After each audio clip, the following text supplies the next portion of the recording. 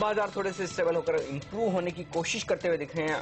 ये कह सकते हैं जिनके हाईएस्ट लेवल के आसपास इस वक्त निफ्टी ट्रेड करता हुआ दिख रहा है वो है 5682 के आसपास का लेवल, और जी हाँ यही हाईएस्ट लेवल है आज का, और लगभग 20-25 पॉइंट की रिकवरी लोअर लेवल से निफ्टी पर होती दिख रही है। सेंसेक्स पर कमजोरी सिर्फ 60 अंकों की बची है, निफ्टी अब महज 20 अंक कमजोर है। मिड कैप और स्मॉल कैप शेयर बेहतर रिकवरी दिखाने की कोशिश करते हुए दिख रहे हैं। तो ये है इस वक्त बाजार का हाल, जहां पर थोड़ी कमजोर शुरुआत होने के बाद स्टेबिलिटी लौटती हुई दिख रही है। लेकिन बड़ा सवाल ये है कि आगे बाजार में क्या रणनीति होनी चाहिए। हमारे साथ प्रभुदास लीलाधर के इन्वेस्टमेंट स्ट्रेटेजी और एडवाइजरी के हेड अजय बोर्ड के कार्यक्रम में शामिल हो रहे हैं, और उन्होंने एक खास रिपोर्ट अभी लिखी है।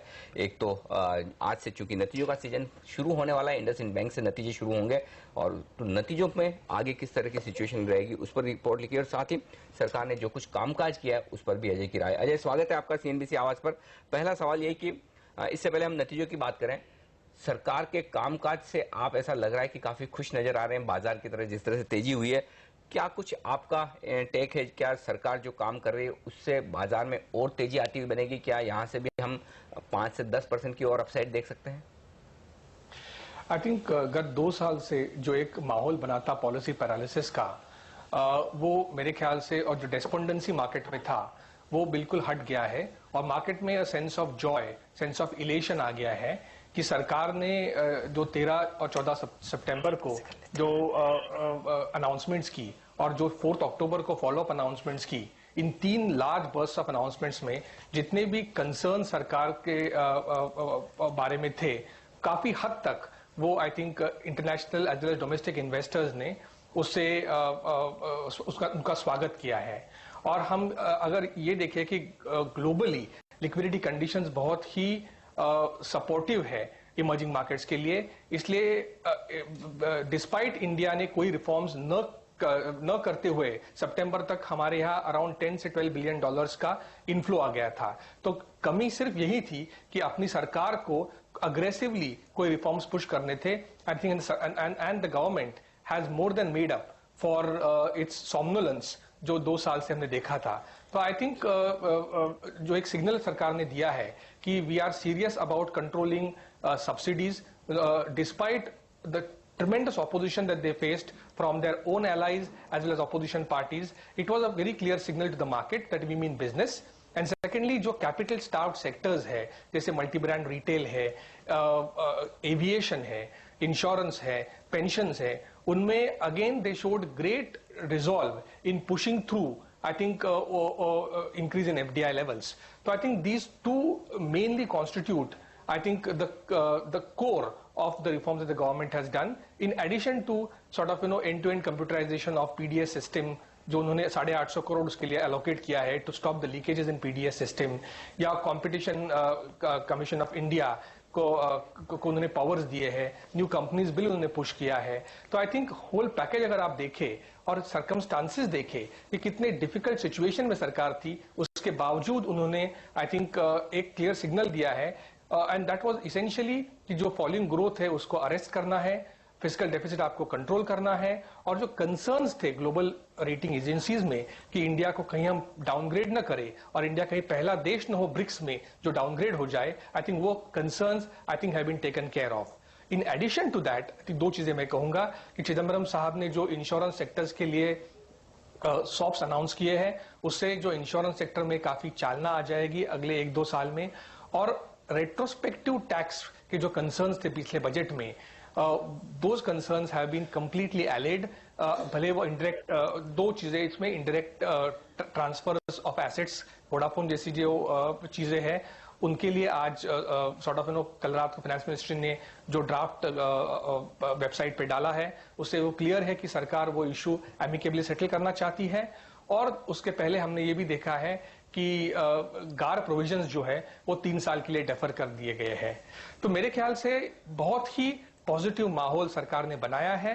आगे जाके 2 चीजें मैं रिक्वेस्ट करता मार्केट्स को सरकार से चाहिए। एक है कि कोई बैलेंस्ड लैंड रिफॉर्म बिल लेके आए सरकार, जो कि फार्मर्स और इंडस्ट्री के इंटरेस्ट बैलेंस करे। और दूसरी इंपॉर्टेंट चीज सरकार लेके आए कि केलकर कमेटी के जो रिकमेंडेशंस है कि मीडियम टर्म में हम कैसे सब्सिडीज कंट्रोल करेंगे, कैसे रेवेन्यूज बढ़ाएंगे, डिसइन्वेस्टमेंट पॉलिसी क्या होगा, उस पर सरकार वो रिकमेंडेशंस एक्सेप्ट करे। तो अजय जी ये बताइए कि ये सब देखने के बाद अब बाजार का डायरेक्शन आपको क्या नजर आता है, बाजार कहाँ जाता हुआ आपको दिखता है, क्योंकि ऑलरेडी इतनी अच्छी रैली हो गई है, क्या एक करेक्शन आएगा या आपको लगता है कि नहीं कंसोलिडेशन होगा उसके बाद बाजार फिर से ऊपर चलने लगेगा? मेरे ख्याल से हमने काफी स्ट्रांग अपवर्ड मोमेंटम देखा है बाजार में, और इसलिए अराउंड 5800 लेवल्स हमारी ये राय है कि थोड़ा कंसोलिडेशन हो जाएगा। The market will sort of know move sideways for some time, it will try to digest जो ये तिमाही के जो नतीजे आने वाले हैं उनको डाइजेस्ट करने के बाद फिर से आई थिंक एक अपमूव जो करेक्टिव मोड में जाएगा और उसके बाद एक अपमूव आएगा। तो मेरे ख्याल से डाउनसाइड ज्यादा दिख नहीं रही है हमको, और कंसोलिडेशन होते दिख रहा है, और तिमाही नतीजों के बाद बाजार फिर से एक अपमूव करेगा।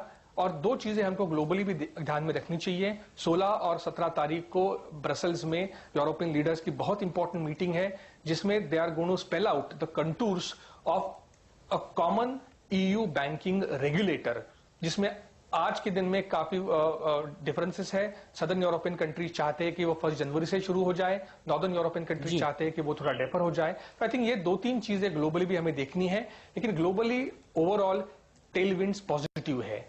तो आई थिंक मार्केट में तेजी मेरे ख्याल से बरकरार रहेगी। जी अजय, जैसे नतीजों का सीजन आज से शुरू हो रहा है, इस तिमाही में किस तरह के नतीजों की उम्मीद है? कौन से सेक्टर्स आपको लगता है जो अच्छे नतीजे पेश कर सकते हैं, कहां पर खराब नतीजे आने की उम्मीद है? मेरे ख्याल से ओवरऑल अगर आप निफ्टी देखेंगे तो हमारा एनालिसिस ये दर्शाता है कि निफ्टी की टॉप लाइन, निफ्टी कंपनीज की टॉप लाइन जो है वो 10 क्वार्टर लो पे जाने वाली है। तकरीबन 13.4% YOY टॉप लाइन ग्रोथ होगा निफ्टी के पूरे कंपनीज का मिला के। और लेकिन बॉटम लाइन में हमें काफी अलग चित्र दिखेगा कि 16.4% YOY ग्रोथ हमको नेट प्रॉफिट्स में दिखेगा। दो कारण है, इनपुट प्राइस मॉडरेशन हुआ है YOY बेसिस पे, और जो रूपी में हमने अप्रिसिएशन देखा है 57 से 52 के लेवल तक का, उसके कारण जो फॉरेक्स लॉसेस काफी कंपनीज ने अपने P&L में दिखाए थे वो इस क्वार्टर में नहीं आएंगे। तो इन दो कारणों के कारण नेट प्रॉफिट में जो बढ़ोतरी है वो टॉप लाइन से ज्यादा होगी इस क्वार्टर में। आपने सेक्टर्स के बारे में पूछा, दो सेक्टर्स हैं जहां पे हमें बहुत ही स्ट्रांग नतीजों की उम्मीद है। पहला है सीमेंट सेक्टर और दूसरा है फार्मास्यूटिकल सेक्टर। सीमेंट में दो कारण है, एक बहुत ही स्ट्रांग रियलाइजेशन ग्रोथ कंपनीज में आएगा, और जो बहुत ही छोटा सा वॉल्यूम ग्रोथ होने वाला है उसको ऑफसेट कर देगा। बहुत स्ट्रांग रियलाइजेशन ग्रोथ होगा, और एक प्राइस डिसिप्लिन जो कंपनीज ने मेंटेन की है उसका भी कंपनीज को फायदा होने वाला है। और तीसरा, इनकी बैलेंस शीट्स बहुत स्ट्रांग है, इनके डेट लेवल्स बहुत कम है, इनके कैश फ्लोज बहुत स्ट्रांग है। तो इन तीन कारणों से सीमेंट कंपनीज में अच्छी बढ़ोतरी आ सकती है, अच्छे नतीजे आ सकते हैं। और उसमें श्री सीमेंट जो है उसमें we are recommending it as one of the top buys, क्योंकि हमें लगता है कि फ्रॉम 12 मिलियन टन सितंबर 14 तक उनकी कैपेसिटी 20 मिलियन टन तक जाने वाली है। उनके पावर के जो एसेट्स थे उनका कंट्रीब्यूशन शुरू हो जाएगा इस क्वार्टर से। तो हमारे अनुसार I think Shree cement should show 15% upside from the current level at 4500 levels. दूसरा सेक्टर जो है जहां हमें अच्छे नतीजों की अपेक्षा है वो है फार्मास्यूटिकल सेक्टर, और वहां पे अमेरिकन मार्केट से अच्छे रेवेन्यूज आने की संभावना है। और दूसरा, उनके ऑपरेशनली कंपनीज अच्छी परफॉर्म करने वाली है, और जो कंपनीज ने हेजेस लिया था फॉरेक्स हेजेस उनको काफी फायदा होने वाला है। तो फार्मास्यूटिकल सेक्टर्स में हमें लगता है कि अच्छे नतीजे आएंगे। और जो सेक्टर्स लगाड़ रहेंगे उनमें मेटल्स, पावर, कंस्ट्रक्शन और रियल एस्टेट सेक्टर्स होंगे। मेटल्स में ग्लोबली अभी भी माहौल काफी वीक है, इसलिए जो स्प्रेड्स अर्न करते हैं कंपनीज वो काफी लो होंगे। डोमेस्टिक सप्लाई ज्यादा है, डिमांड कम है, इसलिए मेटल्स से हम इन्वेस्टर्स को एडवाइस कर रहे हैं कि आप कॉशन बरतो मेटल कंपनी से। पावर और कंस्ट्रक्शन में प्रॉब्लम्स है कि अभी फिलहाल ऑर्डर इनफ्लोस बहुत ही टेपिड है, स्ट्रांग नहीं है। इंटरेस्ट लेवल्स उनको काफी हिट करेंगे क्योंकि डेट लेवल्स काफी ज्यादा है, और वर्किंग कैपिटल काफी उनका बढ़ गया है, उनके डेटर्स काफी बढ़ गए हैं। रियल एस्टेट में सेम प्रॉब्लम है। या तो यहाँ पर जो कुछ भी नतीजे हैं इस बार के थोड़े से टॉप लाइन के लिहाज से निराश कर सकते हैं, लेकिन सेक्टर स्पेसिफिक अप्रोच आपको रखना होगा। अजय, बहुत बहुत शुक्रिया आपका CNBC आवाज के लिए वक्त निकालकर आज पूरी अपनी राय देने के लिए। लेंगे एक ब्रेक और ब्रेक के बाद होगी हमारी खास पेशकश मिड कैप जैकपॉट शेयर, और आज जानेंगे प्रकाश दीवान की टॉपिक्स। बने रहिए हमारे साथ।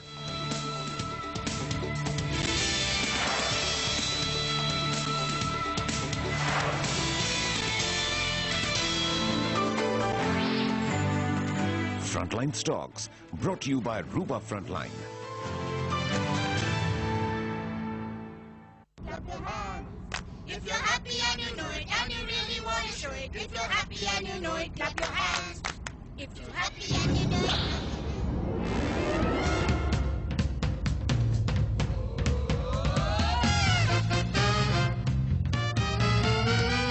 Stop him! मजबूत स्टील का ढांचा जो कुछ भी झेल ले, पावरफुल CR4 इंजन और 25 kmpl की शानदार